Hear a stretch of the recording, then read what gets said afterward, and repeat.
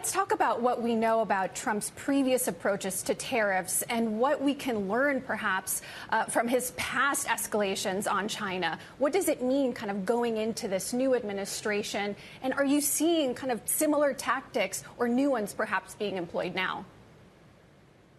Great to be with you. I think what's so interesting is, as he threatened to do, President Trump imposed tariffs almost immediately. And so he almost had to rely on IEEPA, on this International Emergency Economic Powers Act, to justify immediate tariffs against, of course, Canada, Mexico, and China. And that is novel for this president. And so the way that he deals with justifying lifting the tariffs will be novel as well. Very different from how he deployed tariffs in the past after investigations that demonstrated harm through Section 232, Section 301 of U.S. trade laws. This use of IEEPA to justify tariffs, I think, gives him a little more, or a lot more, bargaining power and leverage on the one hand, but also justification to pull the tariffs back. He, under IEEPA, talked about the flows of fentanyl coming into the United States from China going through Canada and Mexico, as well as, of course, illegal immigration. But in talking about the tariffs that he's about to impose, he also talks about the trade imbalance. And that, I think, gives China the justification to challenge the use of IEEPA to put these tariffs on China in the first place. And that's exactly what China has already done. Rather than threaten immediate retaliation, they've been very vague about that. They have said, is this even legal, what the president is doing? And so really, I do think we are in a different place in the second Trump administration than we were in Trump 1.0 and how he used tariffs last time. I'm looking at the market reaction to something that has been well signaled, and it was shocked. Apple is still the biggest drag on the downside to the NASDAQ. We're seeing NVIDIA and Tesla. So we're trying to work out what it means for phone shipments, for chip shipments, for auto shipments, which are so globally dependent, Amy. What do you think the ripple effect is going to be? Incredibly disruptive, without a doubt. And so I think the reason that so many are shocked are not because the president hasn't said it all along on the campaign trail and since his election, but because of these profound consequences that you just mentioned, Caroline. It is going to be significant.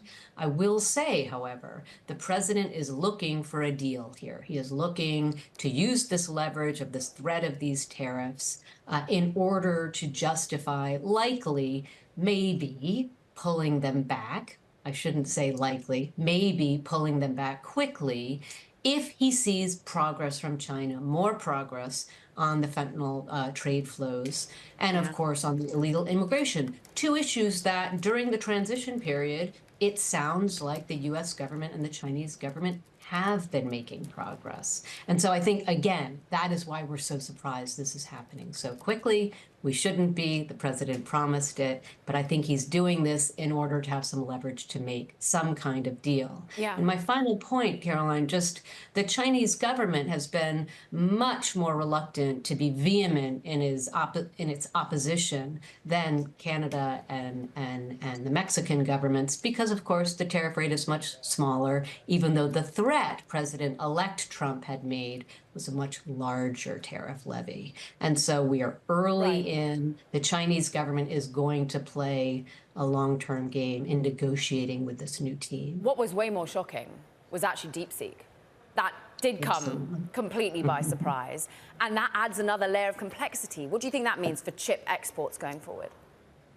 It's going to be a real challenge, as we all saw. Of course, the NVIDIA CEO, for the first time, met President Trump on Friday, and of course is talking about this.